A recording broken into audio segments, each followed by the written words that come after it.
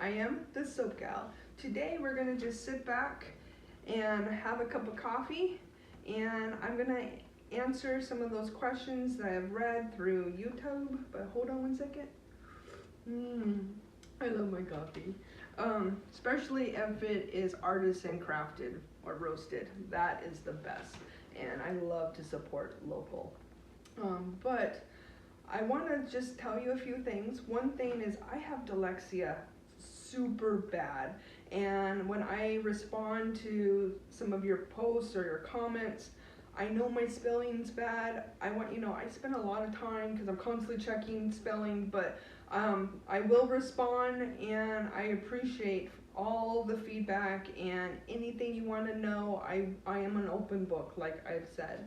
I have done a lot of thinking about this Business Sunday, and I want you to know, I want you to ask yourself some questions. I'm giving you a little bit of homework.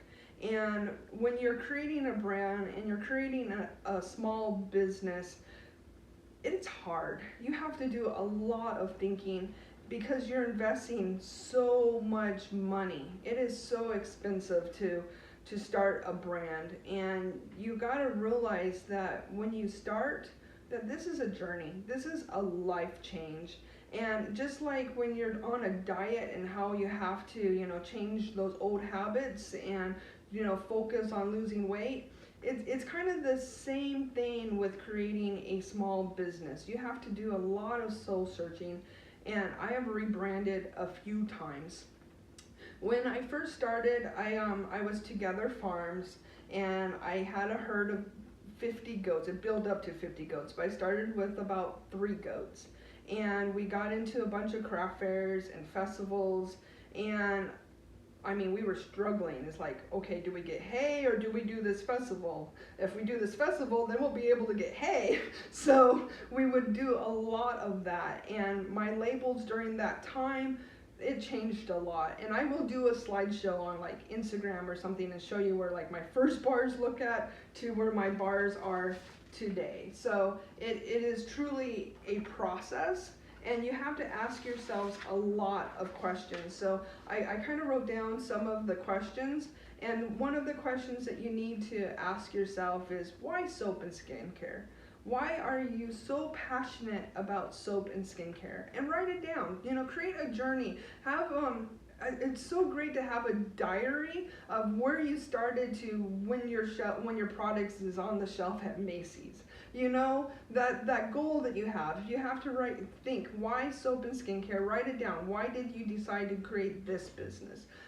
The other question you need to ask yourself is, what's your end game? Where do you want to be? If you want to be in Macy's, or if you want to be in Target, or if you just want to be in all these amazing little boutiques throughout the country or the world, just write down what's your end game. You got to think of, what is your brand? What makes you unique? I am obsessed with soap making. It's basically, it truly is my life. It's what I eat, sleep, and breathe is soap. And anyone that knows me, that's kind of what they're aggravated about, is because I do so much soap. And when I do this, so little thing about Darren and I, okay? Darren, at night, we turn on our cell phones and we're kind of, looking at pictures and kind of winding down. When Darren winds down, he's looking at funnies and he's looking at silly things. When I'm winding down, I look at soap. So I'm on Instagram or on YouTube and watching videos and looking at pictures and looking at all of you and how unique and how different, and you can truly see who the person is through how they created their bar. And that, to me, is just amazing. I don't mean to cry. It's just, I'm so proud of you guys of creating who you are and what you are as a soap maker.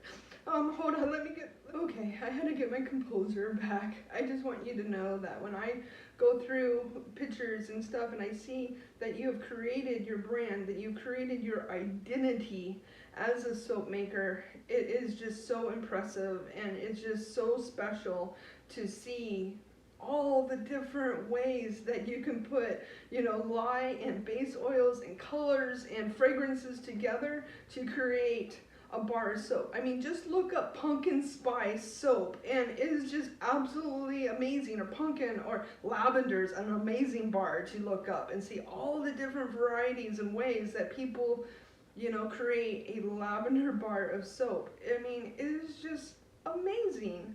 But I want you to ask yourself that question. What is my brand about? What makes me unique from my fellow soap sister or brother? And buy other people's soap. If you're like really interested and think, I love how they, do this or do that, buy their bar, support them, and see how you can make it to be like your bar. Don't copy, but make it you. I mean, when you go out and you go shopping for clothes, you try on a bunch of different shirts and stuff until it fits your body and it feels comfortable with you. Do the same thing with soap. Go and purchase, that bar of soap and try it. And if you're looking at certain oils, look it up. Say you're looking for a soap that has coconut, olive oil, avocado, and castor, and buy that bar of soap and try it out. And then that way you're like, okay, and then you can create your recipe and know your percentages. But when you're creating a brand, you're creating your identity as your business, and it has to be consistent. I want to give you an example about how I experience how important consistency and branding is. I was doing a farmer's market and for a couple years, and I had a regular customer that would literally purchase soap from us all the time. And I decided to go ahead and invest some money and rebrand. So I rebrand everything. And she was continuing buying soap from us and was asking me questions and stuff. And then one Saturday morning, she looked at me and said, "Have you ever thought about going into Whole Foods?" And I said, "Of course." And she goes, "Well, I'm the forager for Whole Foods and West Coast." And I go, "What?" And she goes, "Yes." I go, "You've been buying my soap for years. Why didn't you ask me this question before?" And she looked at me and said, "Your brand. You weren't ready. You still look too handcrafted." Ooh, I mean, that right there, I'm like, you've been buying my soap for so many years, like 2 years, literally. And as soon as she said that my brand was now there, ready to go into Whole Foods, she asked me, "How many stores you want?" And I said, "How many stores you want to put me in?" She put us in 11 Whole Foods stores. I mean, that was when I literally learned how to scale up. It's because of her. And she taught me how important branding is. So I hope you guys really think about that. And when you are creating your brand of who you are, your identity, know that the consumer really does look at the package before they try the soap.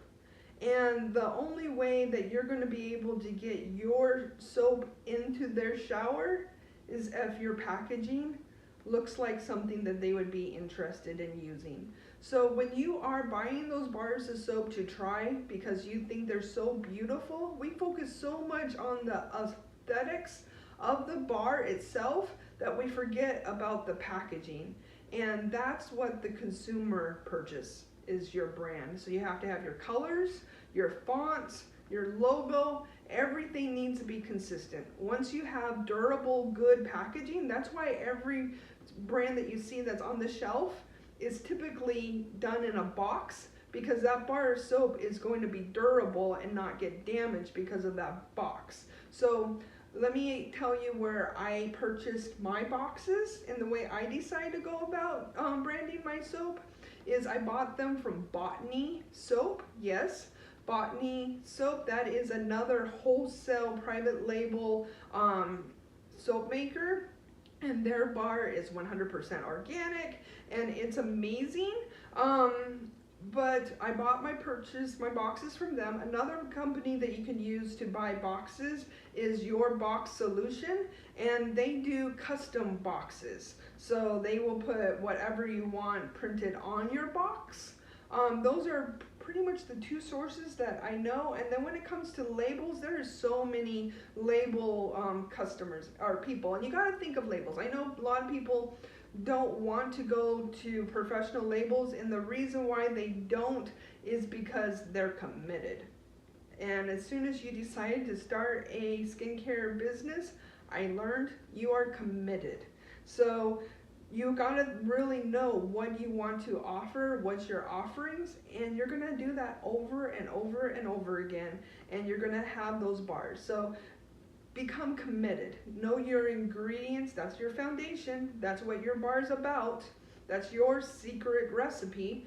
Know that. Be committed to that. Be committed to your fragrances. And then you'll be able to scale up in your studio as well as your label. So as soon as you start purchasing professional stickers, you're saving so much ink, you're saving so much frustration, that alone, and you're saving so much design time. Allow the professionals to do that for you, so that way you can focus on sales. I hope this helps. Thank you, and I will see you on Make It Wednesday.